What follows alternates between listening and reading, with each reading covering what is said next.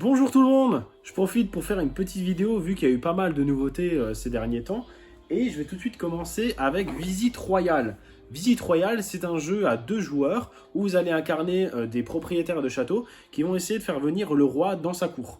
Pour ça, vous allez gagner de l'influence en jouant des cartes et vous allez également jouer des personnages qui ont des pouvoirs pour renverser un petit peu le cours de la partie. C'est sympathique, c'est à 2 joueurs, ça dure 20 minutes et le plateau il est vraiment très cool ainsi que les cartes. C'est très coloré. On continue avec, bon lui on ne le présente plus, mais bon, on va quand même le faire.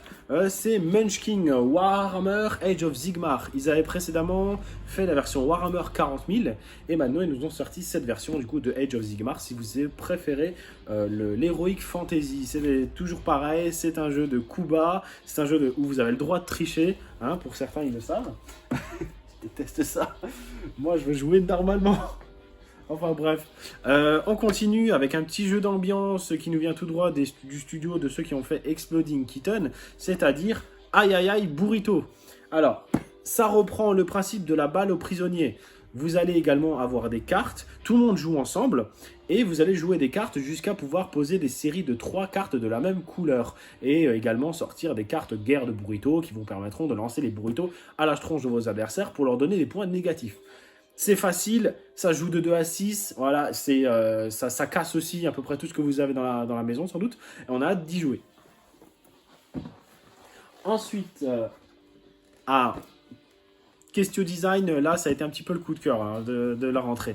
C'est Lueur, il sort demain, c'est un jeu où en gros vous allez incarner un aventurier qui va tenter de sauver le monde en lui redonnant ses couleurs. C'est pour ça que du coup tout le plateau est en noir et blanc. C'est vraiment très sympa, c'est une super idée je trouve. Et en gros c'est un jeu de gestion de ressources et de compagnons où vous allez avoir des dés, vous allez les lancer pour récupérer des ressources et pouvoir jouer des cartes compagnons. Ce qui vont vous donner des points de victoire qui sont représentés par des éclats de lumière et celui à la fin de partie qui a le plus d'éclats de lumière est déclaré vainqueur. C'est tout joli. Ça me fait penser un petit peu à tout ce qui est Gloom, Tim Burton, Don't Starve Together, ce genre de jeu quoi. Et c'est joli, encore une fois. Ensuite, si vous avez envie de continuer de vous mettre sur la tronche, mais en évitant de tout casser, c'est Unmatched Legend. Unmatched.